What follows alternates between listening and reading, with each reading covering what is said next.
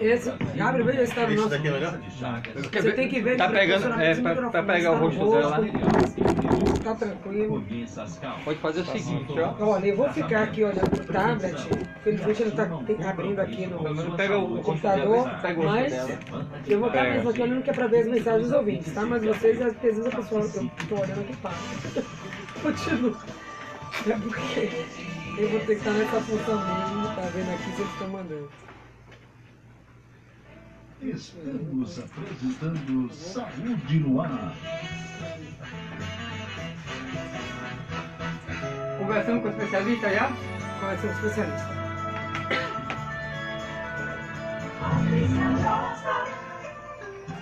Conversando com o especialista. Juntos com você aqui no programa Saúde no Ar, nesta terça-feira, segundo dia da nossa semana de cardiologia, uma semana inteirinha para falar de assuntos que falam o nosso coração. E essa semana foi pensada com muito carinho aqui pelo Saúde no Ar e tem também a colaboração, a participação do cirurgião cardíaco e coordenador do Serviço de Cirurgia Cardiovascular do Hospital da Bahia, Dr. Marco Guedes. Mais uma vez, bem-vindo, Guedes, apresentando hoje o nosso convidado, né? Segundo convidado da semana. Bom dia, Patrícia, bom dia, ouvintes. É com muita alegria que a gente está aqui hoje para falar mais um dia na primeira semana de cardiologia, uma semana pensada, como você disse, com muito carinho, para poder trazer realmente informação de qualidade com profissionais qualificados, para poder esclarecer as dúvidas da população e, principalmente, né, trazer informação em relação à prevenção, tratamento, tirar as dúvidas dos nossos ouvintes. E é com muita alegria que a gente traz hoje aqui um querido amigo, Dr. Lucas Holanda. E eu já vou começar, Patrícia, hoje provocando. Claro, é esse provocar o ouvinte, até para quê?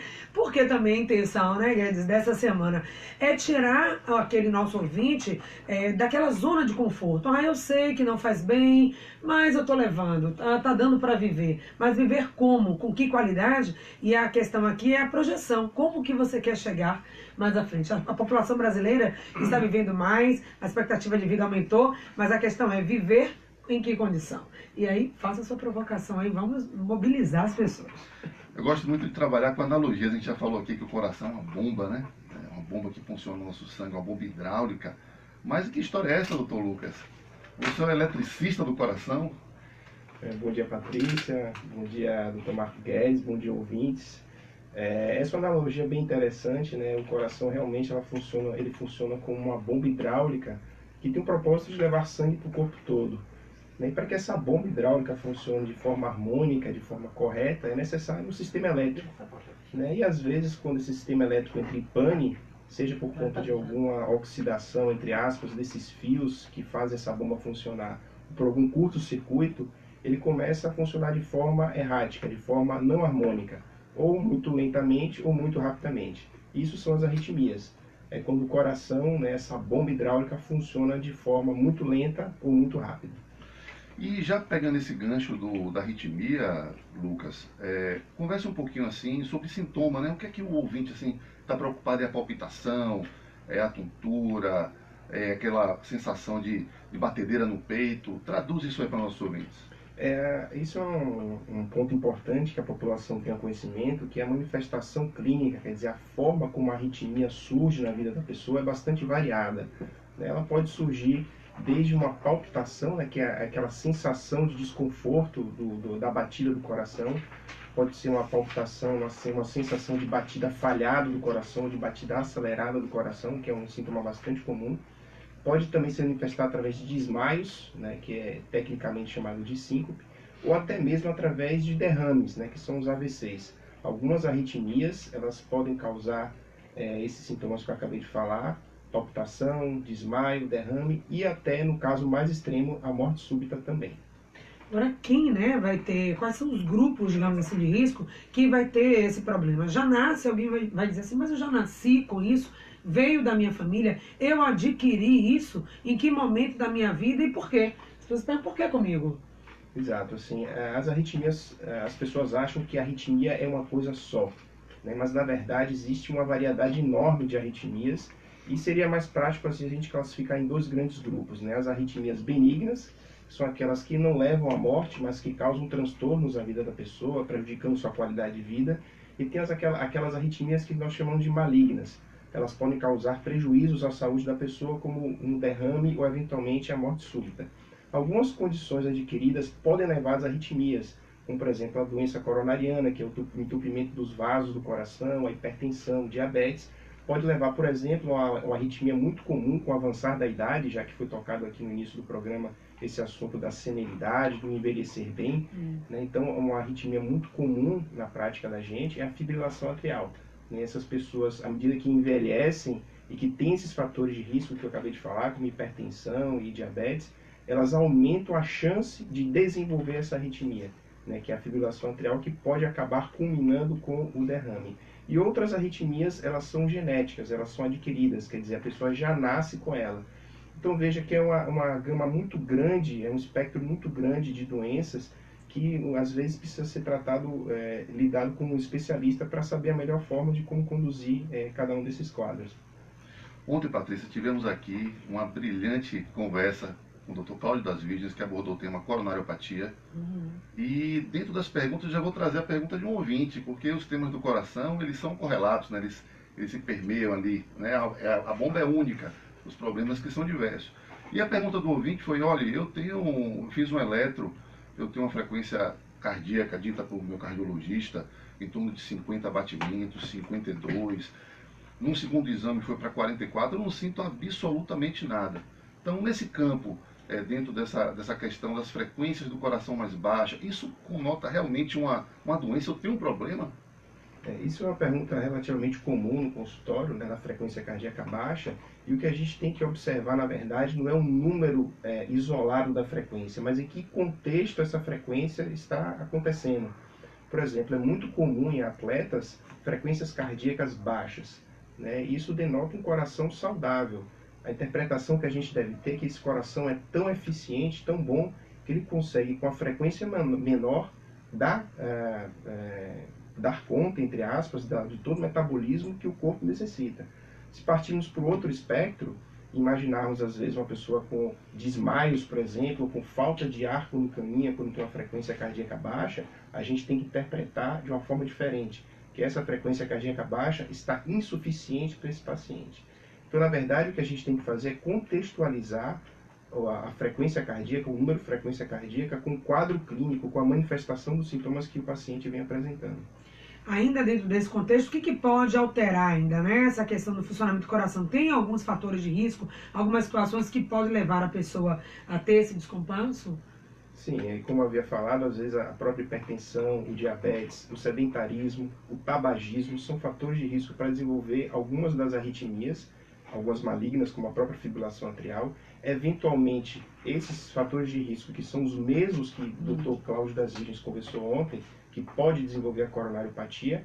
A coronariopatia em si é um fator de risco para o desenvolvimento de outra arritmia maligna que pode levar à morte súbita. E fala assim, algumas coisas do comportamento, do dia a dia, fatores emocionais, isso também vai interferir. Na verdade, o que a gente sabe que o estilo de vida, como uma vida estressante, né, o estresse na vida da pessoa acaba fazendo com que o próprio organismo libere uma série de substâncias que são pró-arrítmicas. A gente sabe que as pessoas que têm um estilo de vida mais estressado têm uma maior tendência a desenvolverem alguns tipos de arritmia. Então, o estilo de vida também seria um fator de risco para o desenvolvimento de alguns tipos de arritmia.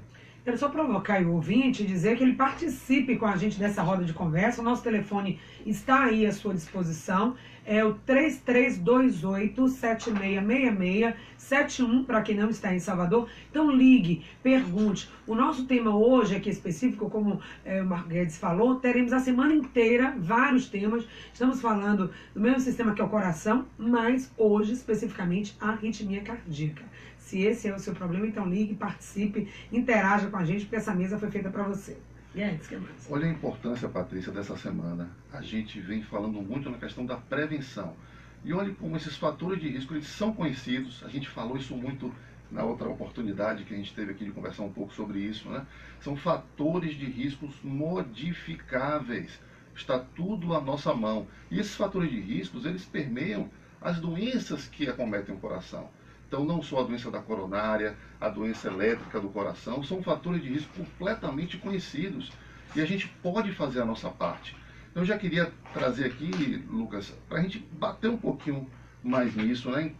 O paciente que tem aquela pressão alta que já é conhecida, mas toma aquele remédio de forma irregular, o tabagismo. É impossível hoje a pessoa não entender que o tabagismo realmente ele é maléfico à saúde, dentre outros fatores de risco. Queria que você falasse um pouquinho da importância da gente tomar a rédea da nossa vida e controlar esses fatores de risco para evitar um problema no futuro. Estamos falando das doenças que mais matam no Brasil e no mundo, né? Primeira causa de morte. Então, é algo para levar a sério, e se você pode mudar esse quadro, pode fazer a diferença, por que não, Lucas? Exato. Um ponto interessante que você levantou, Marcos, é assim: se a gente parar para analisar friamente, a gente vai ver que os fatores de risco para desenvolver as diferentes doenças do coração são basicamente as mesmas, né? Então, isso de uma certa forma facilita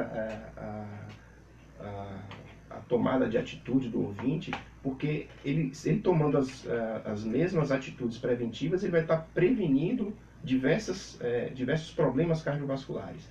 Então veja, a hipertensão, diabetes, sedentarismo e tabagismo, eles são fatores de risco não só para o desenvolvimento de doença coronária, que é a doença que mais mata no mundo, mas também previne o surgimento de arritmias, né, que algumas delas, eu volto a dizer, são malignas, podem matar, né, tanto quanto as doenças coronarianas, e às vezes a pessoa tendo esses fatores de risco que são chamados modificáveis, como você falou, quer dizer, se a pessoa faz alguma coisa, ele pode reverter aquela progressão daquela doença, ele vai estar evitando no futuro ter uma qualidade de vida ruim, ou eventualmente até não viver, né, que seria a morte.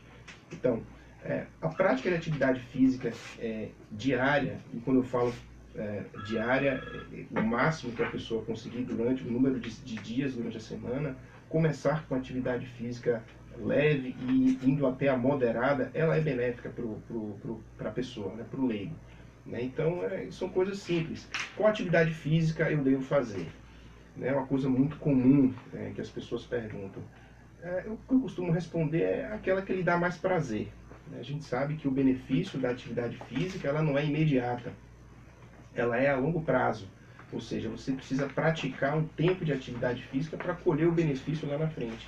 Então, se você não faz uma atividade física que lhe dê prazer, você não vai ter uma aderência adequada, né? Não adianta dizer assim, vou matricular na academia, e aí vai 3, 4 meses para a academia, depois não gosta de fazer aquela atividade física e desiste de fazer porque não tem mais vontade de ir. É diferente quando você faz uma atividade física que você gosta, você fica esperando aquela hora chegar para você calçar seu tênis, sair para correr, de você botar seu calção, ir para a piscina, nadar. Então, a atividade física ela tem que ser contínua, não adianta ser pontual e parar. Tem que ser uma atividade física que a pessoa tenha prazer em fazer, para que ela tenha uma continuidade e aí sim a pessoa colher o benefício dessa atividade física. A pergunta da Wanda, para quem já tem o problema, como é que faz para tratar, né? Para manter tudo equilibradinho. Eu queria, antes, Lucas, provocando, já pegando esse gancho aí do nosso ouvinte, usando aquele exemplo, né, da frequência cardíaca mais baixa, aquele paciente que fez um exame e não está se sentindo bem, que tem uma tontura, então, que essa parte elétrica do coração, eu acredito que não esteja suprindo de forma adequada. O que a medicina pode trazer para resolver esse problema? Ok. Às vezes, esse exemplo que você falou, é muito comum de existir, entre aspas, uma oxidação da parte elétrica. Imagine uma bomba hidráulica funcionando de uma forma inadequada, porque existe mau contato entre os fios que fazem essa bomba funcionar. Então a solução que a medicina encontrou para isso é substituir a parte elétrica do coração. Isso é feito através da colocação de um sistema elétrico externo, né, que se chama marca-passo. Então hoje em dia a gente tem essa capacidade de colocar um sistema elétrico artificial novo e dar mais vida e mais qualidade de vida para essas pessoas que têm a frequência cardíaca mais baixa. Olha, então marca-passo aí é o que vai dar essa garantia, esse conforto de vida para as pessoas com esse problema, né? Exatamente. O propósito do marca-passo não é apenas aumentar a vida da pessoa, né? Toda vez que a gente coloca um marca-passo, a gente conversa com ela e explica que também é dar qualidade de vida para essa pessoa, para que ela viva mais e viva também melhor. Indo num caminho completamente oposto, vamos falar um pouquinho sobre a pane elétrica que faz essa bomba trabalhar de forma irregular. Então, mais acelerado, de forma descompassada. Vamos para o outro extremo. Agora a frequência dessa bomba não está tão lenta, ela está acelerada, descompassada. Fale um pouquinho. Tem hora que a bomba funciona mais acelerada, mais devagar, e aí? Pois é, a arritmia tem essas coisas, né? São os extremos, né? Tanto da frequência cardíaca muito baixa, mas muito alta também. Então imaginemos uma situação em que existe um curto-circuito nessa bomba hidráulica, né? E ela passa a funcionar rápido demais. Isso acontece às vezes porque a pessoa nasce, né, e vem as causas congênitas, às vezes hereditárias, né, das arritmias. A pessoa nasce com um fio, entre aspas, a mais dentro dessa bomba. E esse fio a mais é que causa esse curto-circuito, levando às taquicardias, que a gente chama. Algumas delas são curáveis através de um procedimento que se faz minimamente invasivo com aparatos chamados catéteres. Vamos ouvir também a participação, né, dos ouvintes que querem interagir com a gente. Claro, essa semana de cardiologia foi feita para você, que participa com a gente, tira a sua dúvida. 3328-7666, bom dia. Bom dia. Com quem eu falo? Tânia. Oi, Tânia, tá falando de onde? Do Uruguai. Pronto, qual a sua dúvida? Nós estamos aqui hoje com o médico, Dr. Lucas Holanda, falando sobre arritmia cardíaca. E um produto muito importante que vocês botaram no ar hoje, e me chamou minha atenção, porque eu era hipertensa de alto nível, hipertensão crônica de difícil controle e sem histórico longo, mas tem muita gente para falar, vou resumir. Isso. Foi desenvolvido na minha vida uma arritmia que eu não sabia que tinha, mas como ele falou agora, que é por causa da hipertensão. A minha era muito alta, 23 por 11, por 12, 24. Então eu fui para a emergência com uma dificuldade de respirar e aquela coisa foi diagnosticado. É arritmia com fibrilação atrial. Então hoje eu sou acompanhada por cardiologista, por arritmologista e eu faço uso de anticoagulante. Ele prescreveu para mim o Xarelto, mas o custo alto eu não pude continuar, estou tomando agora o Marevan. E qual mas seria a esse sua Marevan pergunta? depende de fazer o controle do IRM. Amanhã mesmo é dia de eu fazer.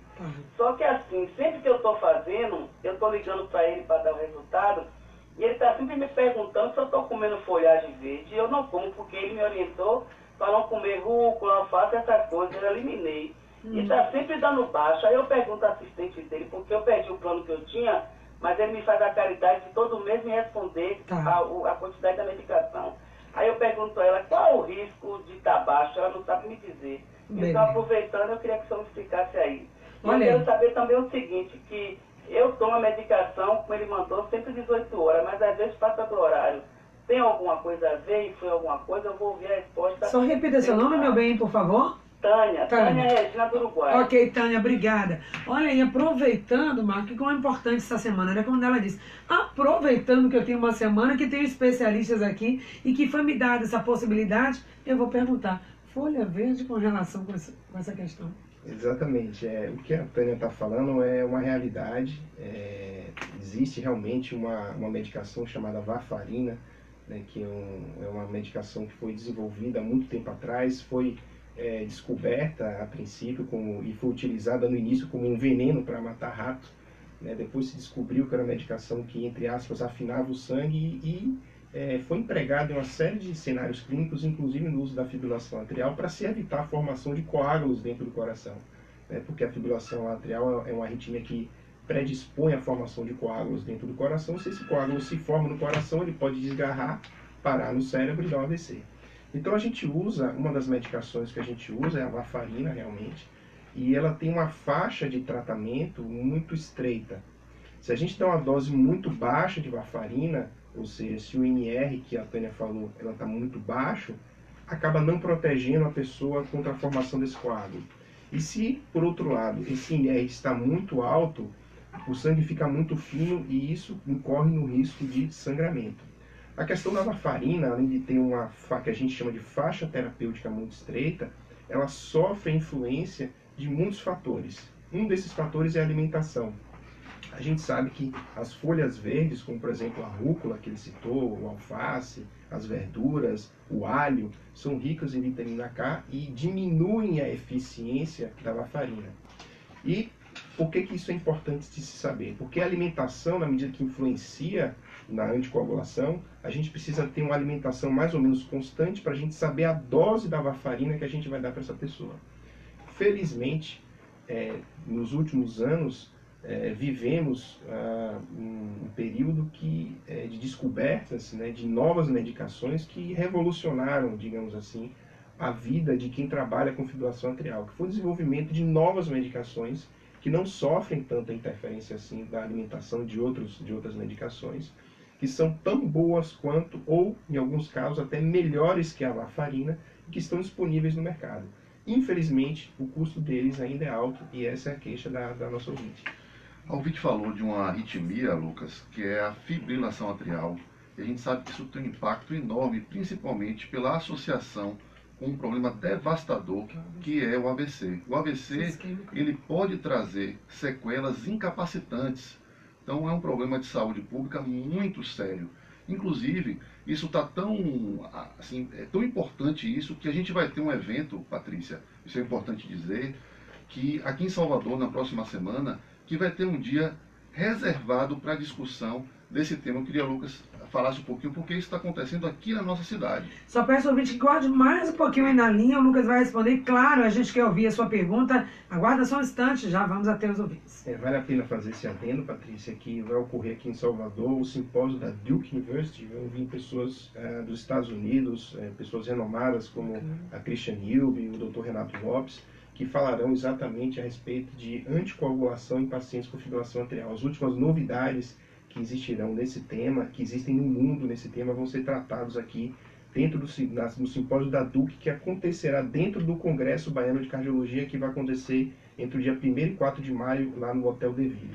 Bacana. Está aí todo mundo convidado, quem é da área de saúde, que os curiosos também querem estar mais informados. Ouvinte na linha 3328-7666. Tem uma pergunta aqui, o ouvinte não se identificou, arritmia versus tireoide, hipertireoidismo, está aqui também na lista de respostas. Ouvinte, bom dia. Bom dia. Com quem eu falo? Alcione Carneiro, do Mundo. Sua dúvida, Alcione, obrigada, bem-vinda. Ontem eu liguei, a menina me deixou na coisa, eu fiz uma pergunta, sim, mas o programa já estava para terminar e não deu tempo. Por isso que mas eu queria saber, já que eles são cardiologistas e tudo, eu fiz uma cirurgia, ruptura da cordoalha, 4 anos atrás. Quando toda vez lá no Ananelli, sempre me fazendo todo ano, fazendo os exames e tudo. Aí o médico me deu alta, porque minha cirurgia estava boa, e não tinha problema nenhum.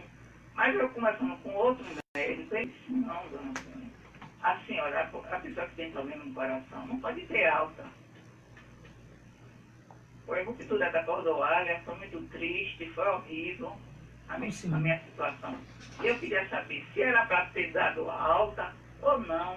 Tá bom, Alcione. Vamos tentar responder sim, tá?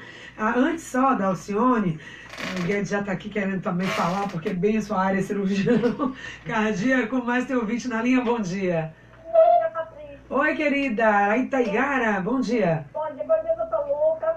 Olha, muito obrigada pelos esclarecimentos aí, doutor. Vocês não fazem noção do quanto vocês nos ajudam. Muito obrigada mesmo, estou assim, muito feliz. O senhor falou uma frase assim, ó, fazer atividade física para colher os benefícios lá na frente. E é verdade, doutor.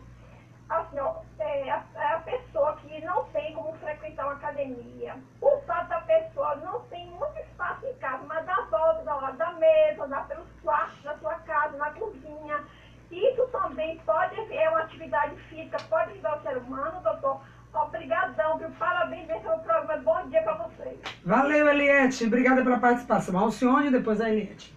Bom, Alcione, quem vai falar aqui é o cirurgião cardíaco. O seu problema é realmente um problema cirúrgico, um problema mecânico de uma das válvulas do coração. A gente conversou isso em outra oportunidade, que ela tem que ser substituída ou corrigida. Então, pode ter sido feito aí essa correção cirúrgica, no seu caso, ou com uma plástica da válvula, ou uma substituição por uma prótese.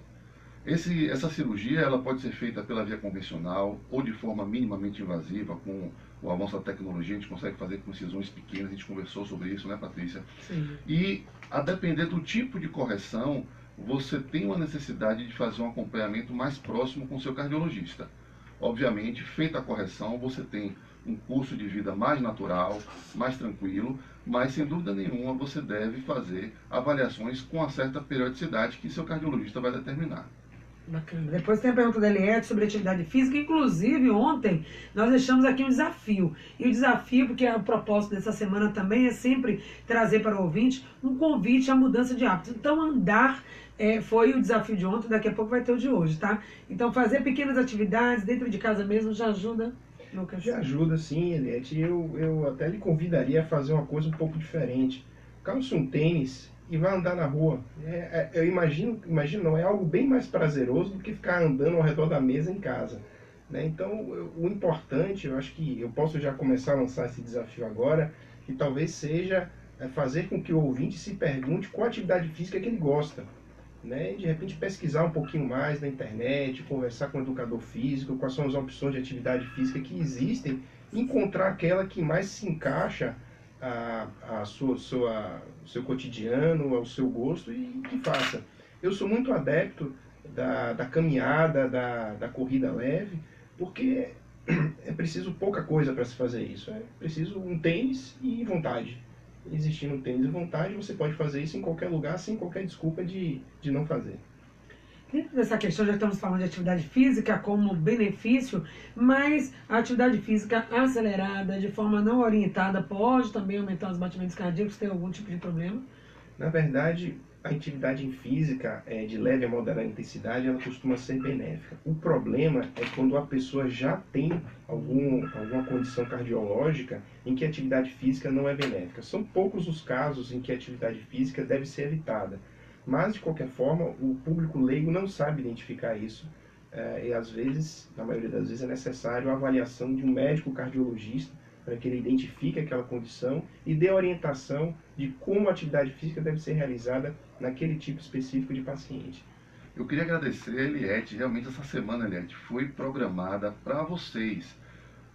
São vários profissionais renomados na área, com temas diversos da cardiologia, exatamente para aproximar, tirar suas dúvidas, falar um pouquinho sobre prevenção, falar um pouquinho sobre tratamento, esclarecer a população dos problemas que têm um impacto enorme em saúde pública. E puxando um pouquinho o gancho aqui da atividade física, nós temos uma cidade maravilhosa, aí, né? uma Praças, cidade praias. linda.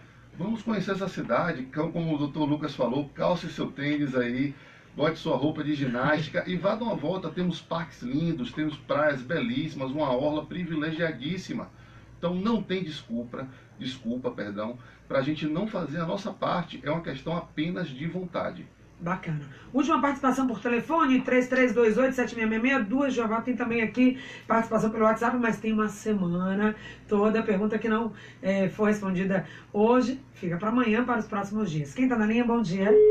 Nosso ouvinte caiu, mais alguém na linha, bom dia. Duas participações caíram, a gente pede que volte a ligar, ainda tem tempo, são 8h54. A gente quer voltar ainda à questão da prevenção, né? Como prevenir as arritmias cardíacas, o que fazer efetivamente para ter essa vida mais saudável, Lucas? Eu queria bater então em cima de um outro tema que além do sedentarismo que deve ser evitado, né, é evitar a obesidade, que acaba que quando você faz atividade física, você evita a obesidade. Mas a gente sabe também que está muito relacionado o surgimento de algumas arritmias, como por exemplo a própria fibrilação atrial, com a obesidade. O tecido gorduroso não é um tecido inerte. Ele produz uma série de substâncias que são maléficas ao coração, inclusive podem predispor o surgimento de algumas arritmias, como a própria fibrilação atrial, além de ser fator de risco para outras condições cardíacas, como a gente viu ontem, por exemplo, as coronariopatias. Então, eu convido o ouvinte a praticar atividade física para evitar o sedentarismo e eliminar de uma vez por todas o tabagismo também, porque também é um fator de risco importante para uma série de problemas. Se a gente fugir um pouquinho da área do coração, a gente vai ver que o fumo não é prejudicial apenas a esse órgão, né, a essa bomba, mas também é um fator de risco para o desenvolvimento de uma série de neoplasias malignas, que isso é outro assunto que pode ser abordado mais para frente. Pois é, ainda essa questão da fibrilação, a população vem envelhecendo, ontem a gente falava disso, e a questão da fibrilação atrial também envolve na população mais envelhecida, que também acomete mais. Tem uma relação direta, envelhecimento e essa doença? Uma relação direta e proporcional, né? Se a gente... Existem grandes estudos no mundo que mostram que ao chegarmos aos 80 anos, a nossa chance de desenvolver a fibrilação atrial é em torno de 10%. Né? Ou seja, 10% das pessoas que têm 80 anos ou mais têm fibrilação atrial. A gente precisa descobrir quem são essas pessoas para dar o tratamento adequado para elas. É evitar que elas desenvolvam, por exemplo, o AVC, que quando o AVC acontece por causa da fibrilação atrial, ele costuma ser devastador, como o Guedes havia falado previamente. Vamos ver se a gente consegue, então, colocar o ouvinte no ar. Bom dia. Bom dia! Eita, saúde no ar nos PSP, falar de uma coisa mais importante que é o coração que bombeia o sangue para nossa veia. Deus lhe abençoe, Patrícia, todos seus convidados. E um abraço para Jeová, e tá, hoje tem Jeová. Obrigada. Esse é o Zé Givaldo, os ouvintes que já conhecem, nosso poeta, né? Fazendo poesia também na nossa semana. Mais alguém, Jeová, a última participação? Bom dia. Bom dia. Olá, quem fala? É Carmen de Marechal Rondon. Obrigada, Carla. Primeira vez, Carmen, participando do programa, né? É a primeira vez, Patrícia. Bom dia. Bom dia, pessoal da Vida Voltada. Obrigada. Sua dúvida. Uma coisa muito maravilhosa. Patrícia, eu queria perguntar ao médico o seguinte, não é o que eu quero relatar, não é o meu problema. Eu tenho uma sobrinha que ela tem marca-passo. Qual a vida útil desse marca-passo? Que ela nunca mais fez uma revisão, já fez 10 anos, e ela fuma e ela bebe. Importantíssima a sua pergunta. Mim, por favor, só tenho que agradecer a pergunta que você faz já no finalzinho do nosso programa, porque vai dar a chance do Lucas falar bastante sobre isso. Carmen, bom dia. Olha só, começar assim pela bebida e pelo fumo, né? Acho que a gente bateu bem em cima aqui a respeito de hábitos de vida saudáveis, né? Que no fundo que a gente quer isso, quer que a pessoa pratique atividade física, que ela combata a obesidade e que abandone o fumo, o tabagismo a todo custo. Né? Então isso aí acho que já está bem claro que essa pessoa precisa realmente parar de fumar. Em relação à longevidade, quer dizer, há quanto tempo que o marca-passo dura, né? Geralmente esses marca-passos hoje em dia eles vêm com uma pilha que dura algo em torno de 8 a 10 anos. Né? Alguns marca-passos mais antigos têm uma durabilidade um pouco menor. Quando eu falo 8 a 10 anos é uma média. A depender do quanto a pessoa utiliza o marca-passo, possa ser que essa longevidade, quer dizer, que essa bateria dure menos tempo. Então 10 anos já é um tempo bastante razoável e eu aconselharia essa pessoa a passar numa avaliação com um especialista para ver o estado em que se encontra esse marca-passo. Via de regra, o que a gente preconiza é que seja feita uma avaliação eletrônica desse paciente com esse marca-passo pelo menos a cada 6 meses. Pois é importante ter essa manutenção, é um suporte, mas se não é avaliado... É como se fosse um carro. Sim. Né? O carro, quando a gente faz a manutenção preventiva, é difícil a gente ficar na rua. Quando a gente não faz a manutenção preventiva, está sujeito ao carro quebrar e a gente ficar na mão. O marca-passo, né, Guedes, vale um programa todo também, só para a gente falar de tantas coisas, mitos, inclusive, verdades e mitos associados a esse dispositivo. Com certeza, Patrícia, é um tema realmente muito amplo e muito importante, porque existe realmente uma parcela da população grande que faz uso desse dispositivo e ele requer alguns cuidados. Eu queria bater mais uma questão assim que eu acho que é fundamental, Lucas, em relação à fibrilação atrial, o impacto disso na sociedade, principalmente na questão do derrame. E a gente sabe que, falando de prevenção, que um dos principais fatores de risco para a complicação também está na nossa mão, que é o uso adequado da medicação. Às vezes a gente faz uma série de exames, de um monte de coisa, mas coisa simples, que é apenas tomar sua medicação de forma correta. Eu queria que você comentasse, alertasse os ouvintes da suspensão da medicação por conta própria ou introdução por conta própria, o impacto disso num problema que pode levar a uma questão incapacitante que é o derrame. Eu vou acrescentar um pouquinho uma complicação a mais em relação à fibrilação atrial, que é a demência. As pessoas que desenvolvem fibrilação atrial que não a tratam corretamente também têm o maior risco de desenvolver demência, não só de desenvolver um AVC debilitante, mas também de desenvolver demência. Então veja, uma arritmia maligna que precisa ser encarada de forma correta. A parte do médico em diagnosticar, em aconselhar, em orientar, deve ser feita a cada consulta com a periodicidade que o cardiologista determinar, mas o paciente também há de cumprir o seu papel. Né? Qual é o papel do paciente? O papel do paciente é desempenhar hábitos de vida saudáveis, como a gente vem falando, e também fazer o uso correto da medicação. Né? Essa é uma etapa importante do tratamento que parece simples, mas não é. Uma coisa é a gente fazer uso da medicação por 5, 10, 15, 20 dias, outra coisa é usar a medicação para a vida toda. Então o paciente tem que ter essa consciência de que a medicação deve ser usada de forma correta, no horário correto, a vida toda. Então qual seria o desafio, baseado no que a gente falou no nosso tema de hoje? Qual vai ser o desafio de hoje, o compromisso que vamos passar para o ouvinte, Lucas? Eu deixaria aquela provocação que eu fiz previamente de fazer com que o ouvinte pense qual é a atividade física que mais lhe dá prazer para que ele desempenhe a atividade física, para que ele previna ou que ele corrija alguns fatores de risco para o desenvolvimento de arritmias malignas. E o segundo desafio que eu coloco aqui que foi provocado aqui por Guedes, que é do uso adequado e correto das medicações prescritas. Eu acho que isso é um desafio importante também que deve ser cumprido pelo paciente. Então se pergunte hoje, como é que eu estou usando minha medicação? Como é que está o meu compromisso com isso? Tá certinho? Se não, mude. É o nosso convite de hoje para você. Obrigada, Guedes. A gente teve o prazer de conversar aqui. Muito obrigado com o Lucas Holanda, coordenador do Serviço de Arritmologia do Hospital da Bahia. Foi um prazer tê-lo aqui na nossa semana. Obrigado, Patrícia. Obrigado, ouvintes. Obrigado, então, a todos que participaram. Amanhã tem mais, hein, gente? Doença de Chagas vai ser o nosso assunto, Guedes. Quem que você está trazendo para cá? Isso, Patrícia. Vamos continuar nossa semana com um tema que é fundamental, que é a doença de Chagas, que ainda é um problema de saúde pública. Vamos falar aqui com o Rodrigo Morel, que é um cardiologista renomado aqui na cidade, para esclarecer as dúvidas da população. E vou reiterar o desafio. Tirem a teia de areia desse tênis e vamos conhecer nossa cidade. Vamos lá, gente, caminhar em qualidade de vida. Doença de Chagas amanhã, hein? Não percam. Até lá, eu espero vocês.